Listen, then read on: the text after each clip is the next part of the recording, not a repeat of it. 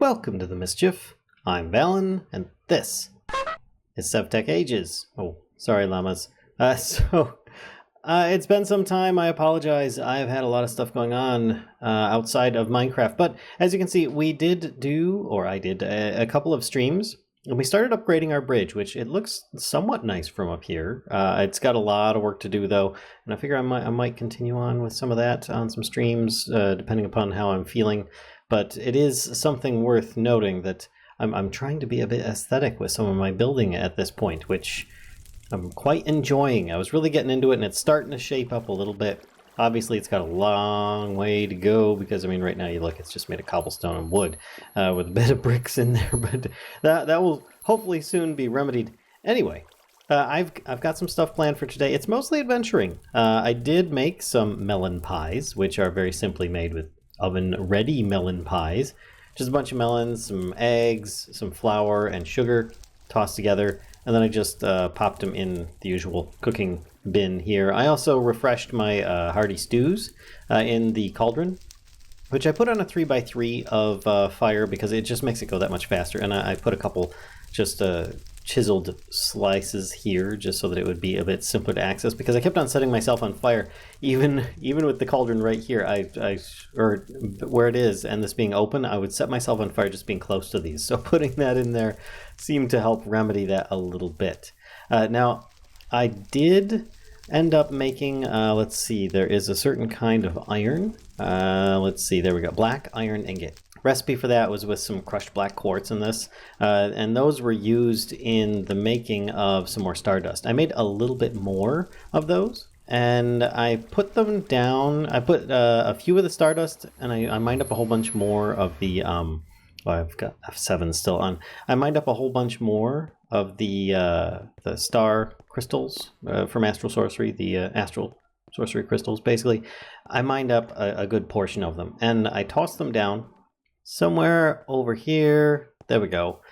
Yep. And sure enough, they've turned into celestial crystal clusters, which, if you're not sure how to make these, you just take a regular rock crystal plus a bit of stardust, toss them both on the ground in like a little pit like this, and then toss some star juice on top of that, like a bucket of liquid starlight. And then you just wait. It'll make some really bright purplish blue kind of particles like these are currently making coming off of that. And then when these are done, they should emanate like a little white particles off of those. And then you might be fortunate enough to get some really high purity ones. Now, if I look at the cart here, you can see I've got a lot of these crystals now. I actually have some that are a really high percentage. I think I've got one that's 95%. And the thing is, if you use a regular one of those rock crystals in this recipe, it re-rolls the stats on it. So yeah, if I use that 95%er, it's not going to come out the same. It's going to come out possibly as something absolute crap. But I'm going to keep the nice one just so I have something to build with. Perhaps maybe I will make some low-level stuff in the future. But I thought that I would head off into the Twilight Forest so that I can continue on with more of these achievements. Now, if I look here, Twilight Forest, actually that portal's a little bit loud. Let's back up. If I look here, I've got a lot of achievements. I've kind of been going straight through a bunch of bosses. I'm going to kind of backtrack a little bit. And there's something that I forgot to mention, and that is you can get yourself some really nice armor from the Naga armor. If you kill yourself a couple of Nagas and get yourself a bunch of those, here it is, Naga Scales. You can make yourself either Naga Scale Tunic, Fire Protection 3, or Naga Scale Leggings, Protection 3. Now, here's the good thing, though, is that the Protection 3, you can actually make 2 of these sets, combine them together in an anvil, which, yes, you can make anvils. Or you can just go to the Urgas Tower and probably find one in there, save yourself a lot of iron. And you can make yourself some Protection 4 leggings. And yes, you can combine enchanted items, provided they're of the same type, in an anvil in this version, which is going to be very key for when for things like this, my Tome of Peritia, which is storing me 65 levels. I don't even think that's going to be enough to cover the amount of enchantments that I'm going to want to combine. But the problem is they're not going to actually work with stacking on my Vallenite stuff unless it's on like a book. So I don't know. We'll see what kind of stuff we get into. I might change up my outfit depending upon how we go. But for now, I think that I'm good. So let's just put this trumpet away and head off into the Twilight Forest.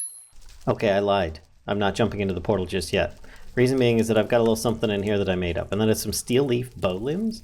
They're actually really, really good. If you look, they've got a pretty low draw speed, and they give bonus to damage, which is really what you want. Plus, of course, it has a pretty high attack damage on there for what's on there now. Now, if you look, bonus damage 5, attack 4.6, and of course it's got extra modifiers and stuff. Mining speed is increased in the Twilight Forest, and then when you're not in the Twilight Forest, the, let's see, it's speedier in the Twilight Forest, more damage outside of Twilight Forest, which is great. It works better outside of it. But for now, I think it's going to be just fine in there. And it's got synergy. It will repair itself if you have steel leaves in your hotbar, which is going to be useful if I actually keep some. I think it might actually use them up for that. Might be good to just keep a few on my person. Actually, I think I might just keep like 2, because I'm sure I'm going to find some out there, and it'd be good to know if these actually will be used up in the process.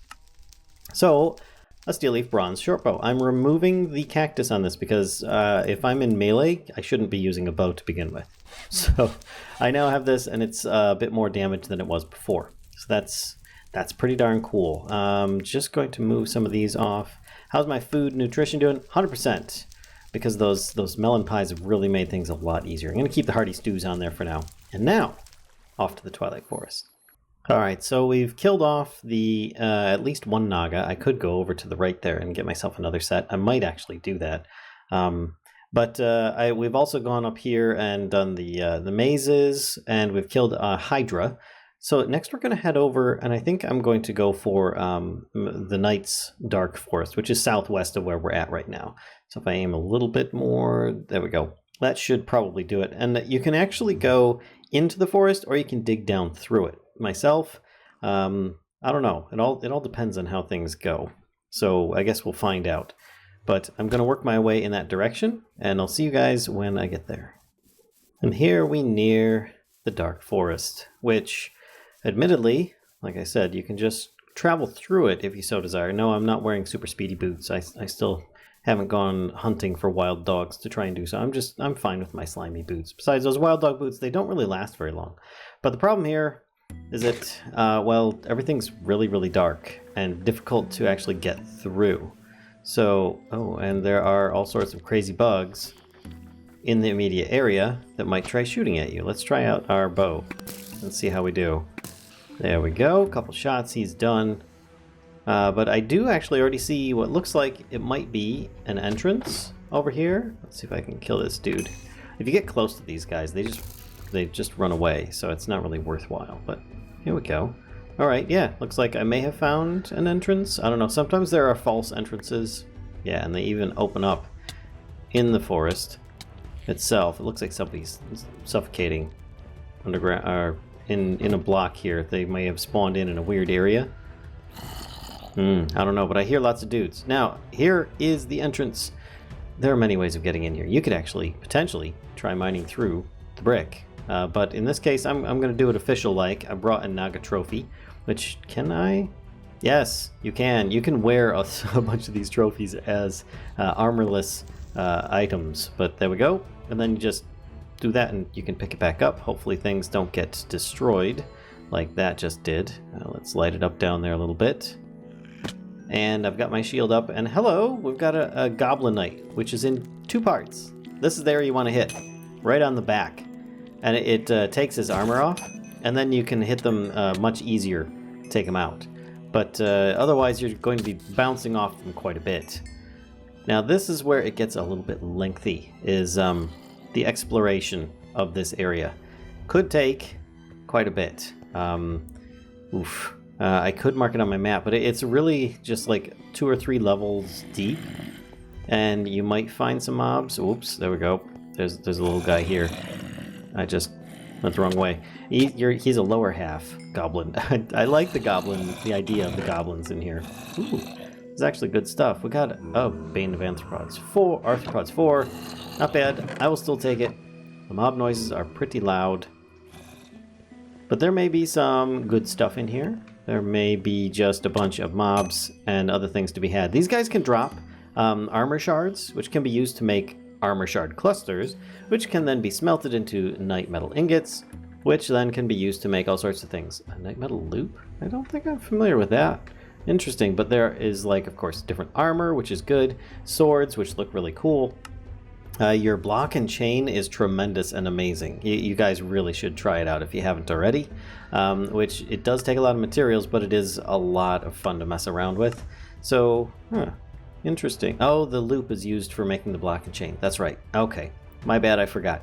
But there's a lot of things to be had in here, and it may or may not be more powerful than other stuff you found with protections and stuff, especially like protection for leggings or whatnot. But we'll see how things turn out. So for now, I'm going to go explore, and hopefully I'll come back with some kind of interesting items that I found.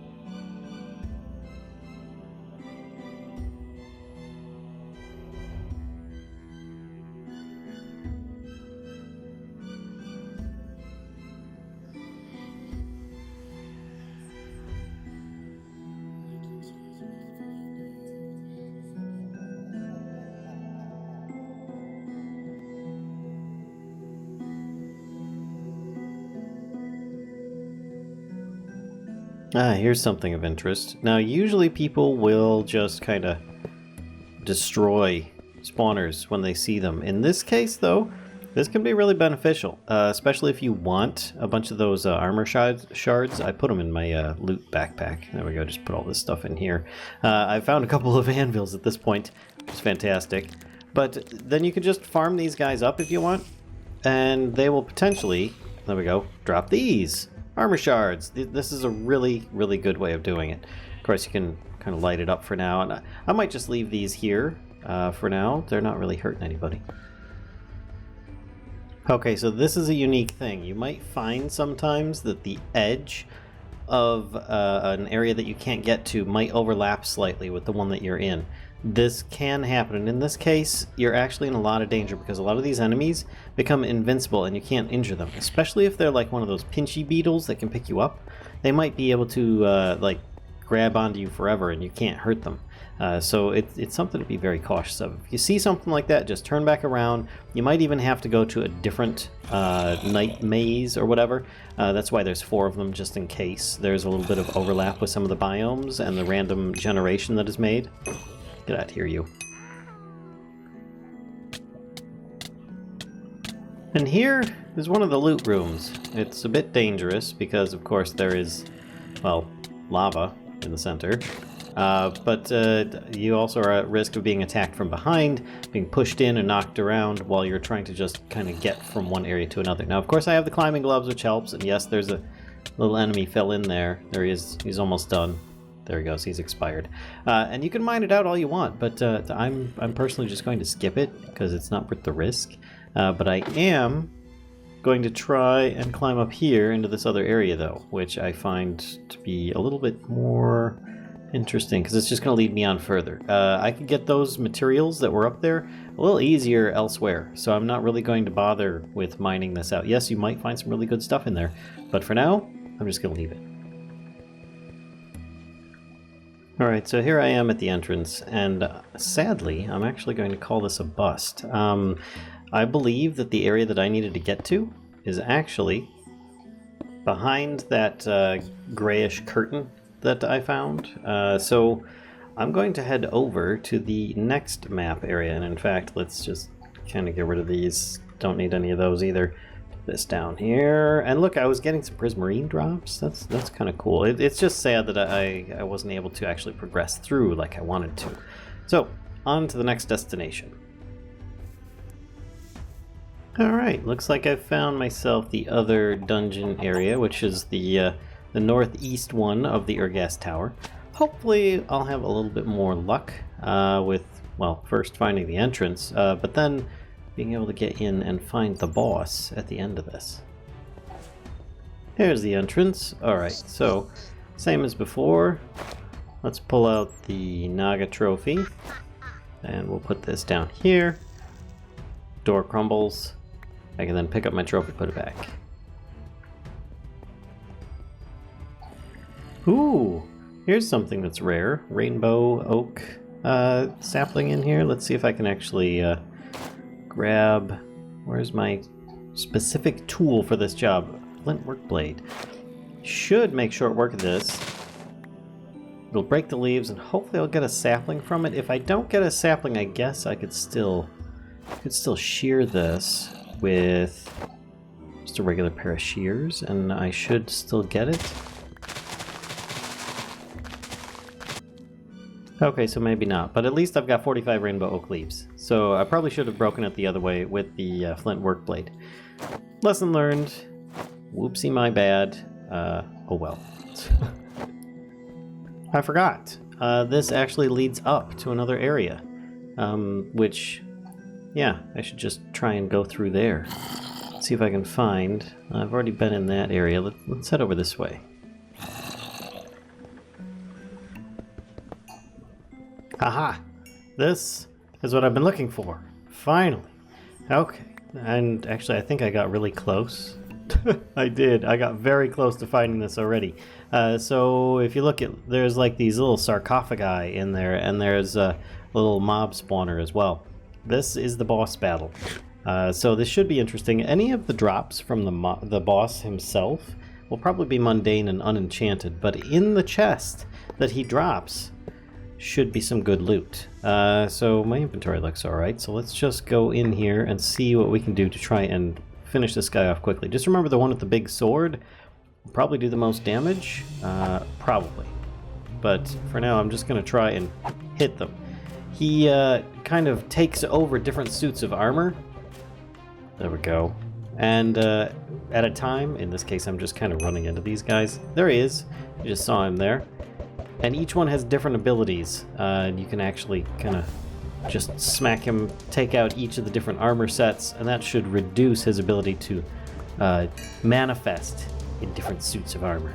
It's not too bad. It's just a matter of kind of trying not to get hit. If he starts throwing things, just take cover. That was it, pretty much. It was kind of a light-hearted boss battle. You can actually open these sarcophagi, and there's usually nothing inside. Nothing that I've found, at least. And let's just light this up and then see what kind of loot we get. All right, of course, we got our trophy, and as you can see, we got some phantom plate, which is nice, but I want the enchanted stuff. Protection 3, yes. Protection 3 on breaking 3, yes, yes. Iron wall, oh, definitely yes. And you can combine these together because it's the same type of armor, so then you can get protection 3 on breaking 3, iron wall, which is great.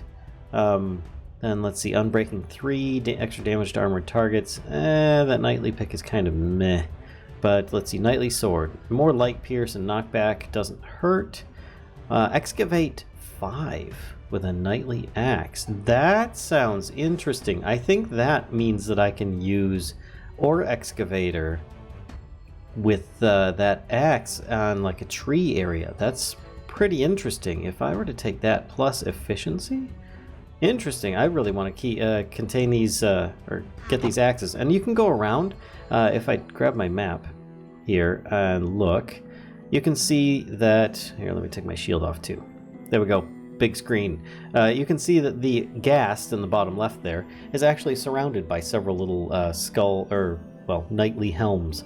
Each one of those could potentially be a source of getting some of these really great enchanted items, which, seeing as how we don't really have a way of enchanting things short of an anvil and finding magic books, that is a really great resource. So allow me to just kind of fill the last of this stuff in here.